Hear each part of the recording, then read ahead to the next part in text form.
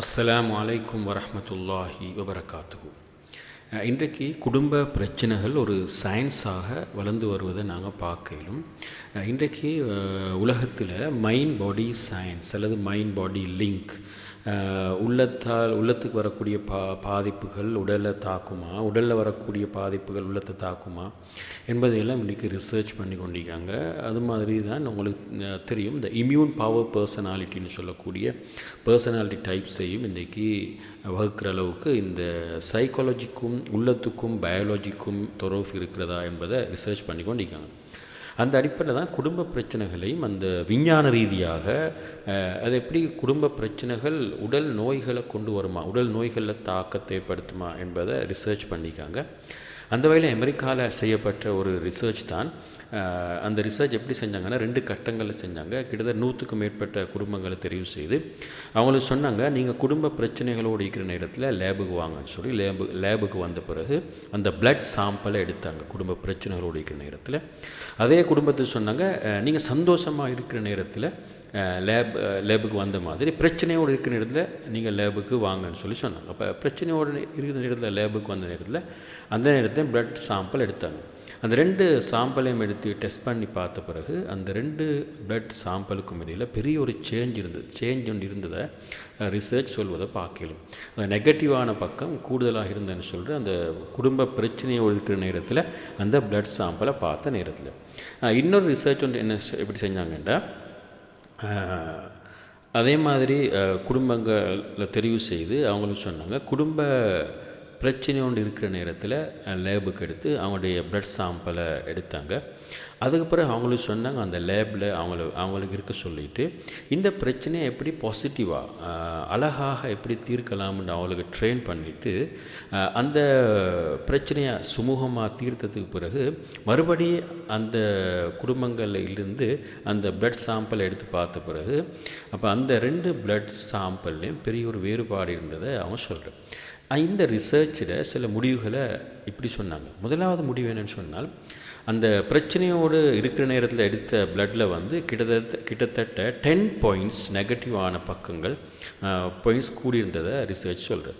அதே போல் சுமூகமானத்துக்கு பிறகு அவங்க பிளட் எடுத்தாங்க தானே, அந்த பிளட் சாம்பிளில் 4% குறைஞ்சி 6% தான் 6 பாயிண்ட்ஸ் தான் நெகட்டிவ் பக்கங்கள் இருந்ததாக அந்த ரிசர்ச்சில் சொல்கிறோம். தெளிவாக எங்களுக்கு காட்டுறேன்னா, அப்போ குடும்ப பிரச்சனைகள் அந்த இரத்தத்தில் தாக்கம் செலுத்தி, அதாவது உடலில் தாக்கம் செலுத்திக்கிறது என்பதை பார்க்கலாம்.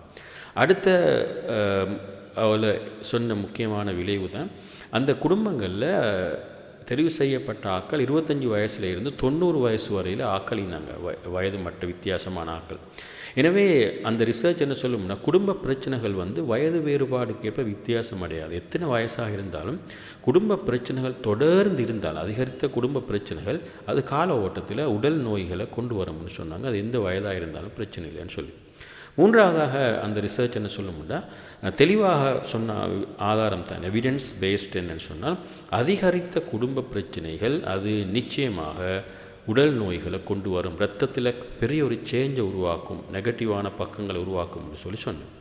அதில் இன்னொரு பயங்கரமான முடிவுன்னு சொன்னாங்க என்னென்றால், அந்த பிளட் சாம்பிளில் காட்டியதாம் கிட்டத்தட்ட அந்த குடும்ப பிரச்சனைகளோடு இருக்கிற நேரத்தில் எடுத்த பிளட் சாம்பிளில் 6% அளவு இன்ஃபெக்ஷனுடைய செல்கள் அதிகரித்திருப்பதாக அந்த ரிசர்ச் சொல்வதை பார்க்கலாம். அப்போ எனவே தெளிவாக நாங்கள் புரிஞ்சு கொள்ள வேண்டியமான பாடம் என்னென்றால், குடும்ப பிரச்சனைகள், குடும்ப முரண்பாடுகள் குடும்பத்தில் அதிகரித்து கொண்டு போனேன்னு சொன்னால் அது கால ஓட்டத்தில் அந்த கணவனுடைய மனைவியுடைய உடல் நோய்களுக்கு காரணமாக அமையும் என்பதை இன்றைக்கு ரிசர்ச்சில் உறுதிப்படுத்திக்காங்க.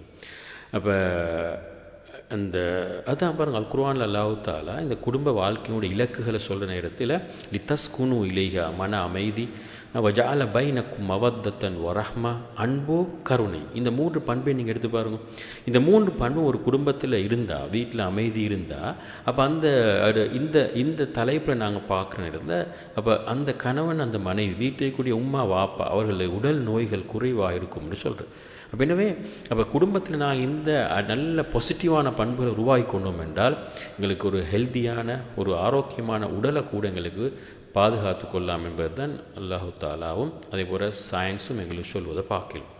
இப்போ இந்த ரிசர்ச்களிலிருந்து நாங்கள் பெறக்கூடிய பாடங்கள் என்னன்னு சொன்னால், முதலாவது பாடம் என்னன்னு சொன்னால், குடும்ப பிரச்சனைகள் அது நிச்சயமாக உடல் நோயை கொண்டு வரும். இப்போ எப்படி நாங்கள் பொதுவாக விளங்குகிறோம்னா, உடல் நோய் வரதுக்கு காரணம் உணவு பழக்க வழக்கம், பிழையான உணவு பழக்க வழக்கங்கள், அல்லது வைரஸுகள், அப்படித்தான் நாங்கள் வைரல் ஃபீவர் எல்லாம் நாங்கள் சொல்லுவோம். ஆனால் இங்கே என்ன சொல்லுவாங்கன்னா, குடும்ப பிரச்சனைகளாலும் உடல் நோய்கள் வரும், ஒருவர் நோயாளியாக மாறுவார் என்பதை நாங்கள் இந்த ரிசர்ச் ஊடாக புரிஞ்சு கொள்கிறோம். அப்போ எனவே ஏனென்ற கால ஓட்டத்தில் அந்த குடும்ப பிரச்சனைகள் வரக்கூடிய ஸ்ட்ரெஸ், ஆங்ஸைட்டி, டிப்ரெஷன் சொல்லக்கூடிய உள்ள நோய்கள், உள்ள பாதிப்புகள் அது கால ஓட்டத்தில் ரத்தத்தில் பெரிய ஒரு சேஞ்சை உருவாக்கி உடல் நோயை உருவாக்குறது தான் நாங்கள் பின்னால் சயின்ஸாக நாங்கள் பார்க்குறோம். இந்த உங்களுக்கு இலங்கையில் நடந்த ஒரு ரிசர்ச் ஒன்று மிக ஒரு கேன்சர் பேஷண்ட், குடும்ப பிரச்சனையோடு இருந்த ஒரு கேன்சர் பேஷண்ட், அவங்க மிக நீண்ட காலமாக கேன்சர் ப்ராப்ளமில் இருந்து, நோயில் இருந்து, அவங்க 2 பேருக்கு மத்தியில் ஏற்பட்ட நல்ல புரிந்துணர்வால், அன்பால் கால ஓட்டத்தில் அந்த கேன்சருக்கு இருந்த சிம்டம்ஸ் எல்லாம் அந்த இல்லாமல் போனதாக ஒரு ரிசர்ச் ஒன்றும் இலங்கையிலையும் செய்யப்பட்டிருக்கிறது. அப்போ என்னென்னா, அந்த அன்பு அல்லது இந்த மாதிரி பாசிட்டிவான பண்புகள் இம்யூன் பவர் சிஸ்டம், உடலில் நோய் எதிர்ப்பு சக்திகளை உருவாக்கும் என்பதை தான் அப்படியான சம்பவங்கள் எங்களுக்கு சொல்லி. அதே போல் இன்னொரு ரிசர்ச் அமெரிக்காவில் செய்யப்பட்டது தான் ஒரு ஜேர்னலில், சோமட்டோஃபார்ம் டிஸார்டர் சம்மந்தமான ஜேர்னலில் வெளியிட்டிருந்தாங்க. அப்போ இந்த மாதிரி உடல் நோய்கள், இந்த குடும்ப பிரச்சனைகள் உருவாகிற நேரத்தில் அது கால ஓட்டத்தில் கெஸ்ட்ரைட்டிஸ், அதே போல் வேறு உடல் பெயின், உடல் வலிகளை உருவாக்குறேன்னு சொல்லி அந்த ஜேர்னலில் சொல்லிக்கிறத பார்க்கலாம். அப்போ எனவே இந்த அடிப்படையில் நாங்கள் பார்க்குற இடத்துல நாங்கள் குடும்பங்கள் இன்றைக்கு கவனமாக இருக்கணுமான விடயம் என்னவென்றால், ஒரு ஹெல்த்தியான ஒரு உடலை நாங்கள் எங்களுக்கு தேவைன்னு சொன்னால், ஒரு ஹெல்த்தியான ஒரு அழகான கணவன் மனைவி உறவு எங்களுக்கு தேவைன்னு சொன்னால், நல்ல ஒரு ஹெல்த்தியான வீடு ஒன்று எங்களுக்கு தேவைன்னு சொன்னால், அப்போ நாங்கள் குடும்ப பிரச்சனைகளை முடிந்தளவு நாங்கள் குறைச்சி கொள்ளணும், குடும்ப பிரச்சனைகளை நாங்கள் முடிந்தளவு நாங்கள் மேனேஜ் பண்ணிக்கொள்ளணும். அப்போ இதுக்குரிய வழி என்னன்னு சொன்னால், குடும்ப பிரச்சனைகளோட குடும்ப வாழ்க்கையுடைய மிக அடிப்படையான நோக்கம்தான் ஸ்திரத்தன்மை, குடும்பத்தில் அமைதியும் ஸ்திரத்தன்மையும் பேணப்படும்.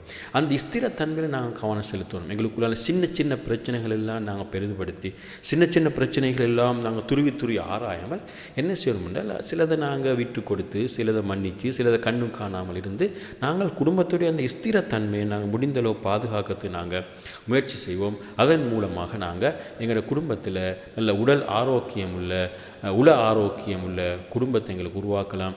சகீனா, மவத்தா, ரஹ்மா என்ற அழகான பாசிட்டிவான பண்புகளை குடும்பத்தை உருவாக்கினோம் என்றால் அந்த உடல் நோய்களிலிருந்து எங்களை பாதுகாத்து கொள்ளலாம்.